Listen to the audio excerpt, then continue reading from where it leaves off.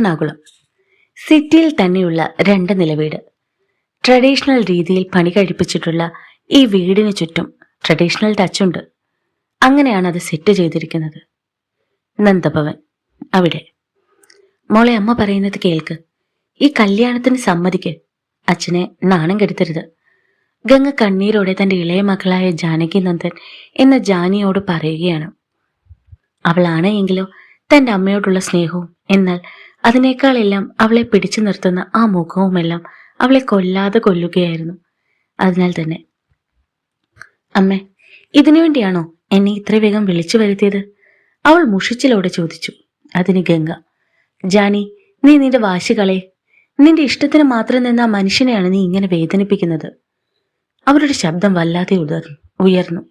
അത് കേട്ട് ജാനി, എനിക്ക് കഴിയില്ല. എനിക്ക് മറക്കാൻ കഴിയില്ല. മോളെ, ഇപ്പോഴും?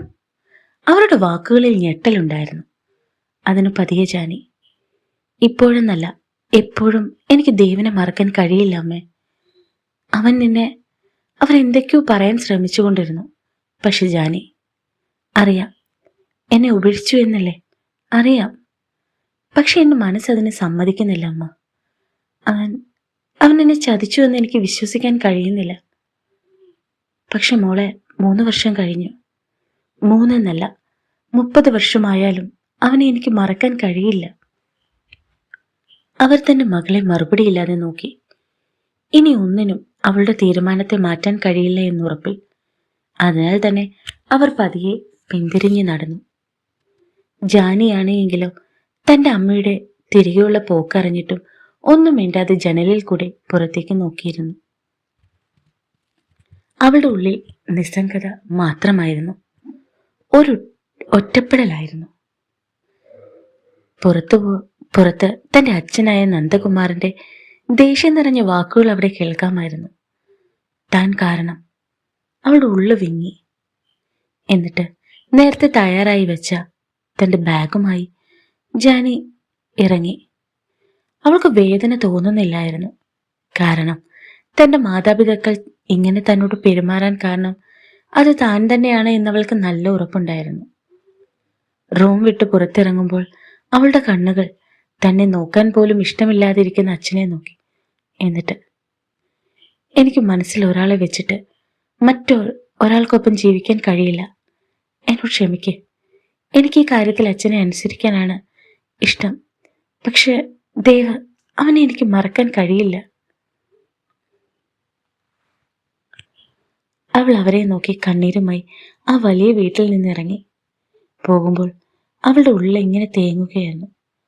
എന്തിനു വേണ്ടിയാണ് ദേവ് നീ പോയത്? എവിടേക്കാണ് നീ? എന്തിനാ ഇങ്ങനെ? ജാനി തന്റെ ഹൃദയം പൊട്ടി കരയുമ്പോഴും അവൾക്ക് അവനോടുള്ള ദേഷ്യമായിരുന്നില്ല. വർഷങ്ങളായുള്ള പ്രണയത്തിൽ നിന്നും ഒരു ദിവസം ഒന്നും പറയാതെ തമ്മിൽ അകന്നു പോയവൻ എന്തിനാണ് എന്ന് പോലും ജാനിക്ക് മനസ്സിലാകുന്നില്ലായിരുന്നു. അവളുടെ ഉള്ളു മുഴുവൻ അവനു വേണ്ടിയായിരുന്നു.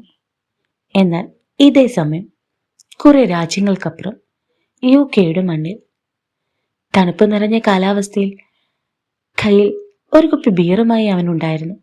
ജാനിയുടെ ദേവ്, അവളുടെ പ്രിയപ്പെട്ടവൻ, സുന്ദരമായ മുഖത്തിനുടമ. പക്ഷെ ആ മുഖത്ത് വേദനയും വിഷാദവും നിറഞ്ഞിരുന്നു. ബിയർ കുടിച്ചുകൊണ്ട് അവൻ ഇരിക്കുമ്പോൾ അവന്റെ കണ്ണുകൾ നിറയുന്നുണ്ടായിരുന്നു.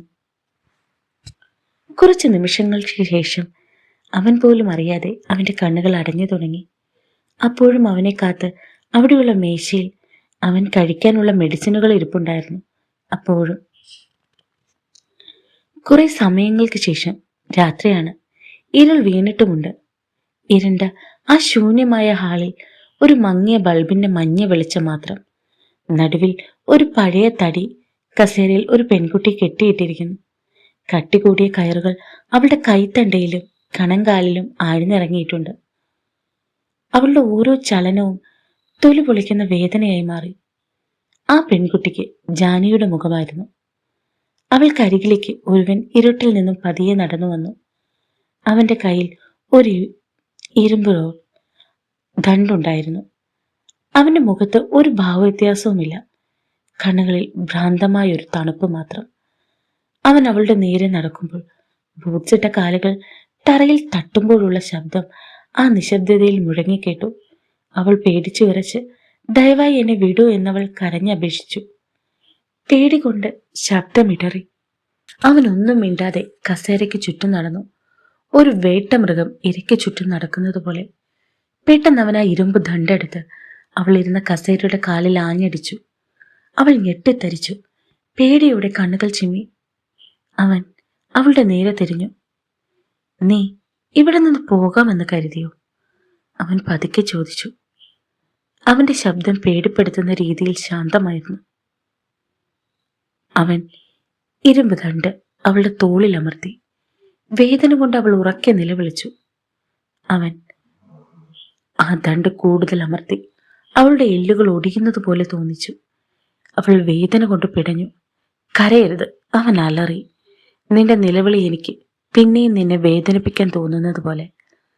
അവൻ ദണ്ട് താഴെയിട്ട് കയ്യിലൊരു കത്തി എടുത്തു. അത് അവളുടെ കവിളിൽ പതുക്കെ വരഞ്ഞു. രക്തം പൊടിഞ്ഞു. അവൾ വേദന കൊണ്ട് പുളഞ്ഞു. നീ എന്റെയാണ്, അവൻ ക്രൂരമായി ചിരിച്ചു. എന്നേക്കും എന്റെ മാത്രം. അവൻ അവളെ വീണ്ടും വീണ്ടും ഉപദ്രവിച്ചു. ഓരോ അടിയും ഓരോ വെട്ടും കൂടുതൽ ക്രൂരമായി മാറി. അവൾ ബോധം കെട്ടുവീണു. ആ റൂമിൽ ചോര നിറഞ്ഞു. ജാനി ചോരയിൽ കുളിച്ച് അനക്കമില്ലാതെ കിടക്കുന്നു. പെട്ടെന്ന് ഒരലർച്ചയോടെ ദേവ് ഉറക്കത്തിൽ നിന്നും ഉണർന്നു. അവന്റെ ശരീരം വല്ലാതെ വിറയ്ക്കുന്നുണ്ടായിരുന്നു. അതൊരു സ്വപ്നമാണ് എന്നവന് വിശ്വസിക്കാൻ കഴിയാത്തതുപോലെ. തന്റെ പ്രാണനെ തന്റെ കൈകളാൽ കൊല്ലുന്ന ആ രംഗം അവന്റെ മനസ്സിൽ കൂടെ പാഞ്ഞു. തന്റെ ഉറക്കത്തെ പോലും മറന്ന് മുഖം കൈകളിൽ അമർത്തി വെച്ച് പൊട്ടിക്കരയാൻ തുടങ്ങി. ആ നിമിഷങ്ങളിലെല്ലാം അവന്റെ ഉള്ളിൽ അന്ന് ആ വാരണാസിയിൽ വെച്ച് ആ സന്യാസി പറഞ്ഞ വാക്കുകളായിരുന്നു. കഴിഞ്ഞ ജന്മത്തിൽ നീ കൊന്നവൾ ഇത്തവണ നിന്റെ പാതിയാണ്, അവളെയും നീ കൊല്ലും. ആ വാക്കുകൾ പിന്നെയും കേട്ടുകൊണ്ടിരിക്കുമ്പോൾ ദേവ് സഹിക്കാനാകാത്ത പോലെ അലറുന്നുണ്ടായിരുന്നു. തുടരുന്നു. അപ്പോൾ കുറെ കഥകളുമായി നിങ്ങളുടെയൊക്കെ മുന്നിൽ ഞാൻ വന്നിട്ടുണ്ട്. ഈ കഥയും നിങ്ങൾക്ക് ഇഷ്ടാവും. പിന്നെ നിങ്ങൾ കാത്തിരിക്കുന്ന സൈക്കോ ലവ് 2 പാർട്ടുണ്ട്. അത് നാളെയും മറ്റന്നാളുമായിട്ട് ഇട്ടോളാം കേട്ടോ. കംപ്ലീറ്റഡ് ആണ്.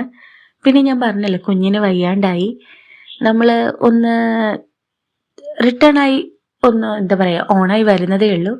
പക്ഷെ ഇപ്പോൾ എല്ലാം ഓക്കെയാ. പിന്നെ ഇതാട്ടോ എൻ്റെ അപ്പൂസ്. സ്ക്രീനിൽ നോക്കിയാൽ എൻ്റെ അപ്പൂനെ എവിടെ കാണാം. ആളിപ്പോൾ സ്റ്റേബിൾ ആണ്, എന്നാലും നമുക്കറിയില്ല.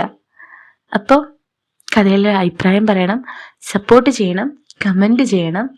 പിന്നെ ഫ്രീ ആകുമ്പോൾ ഒന്ന് ഹൈപ്പോടെ ചെയ്തേക്ക്.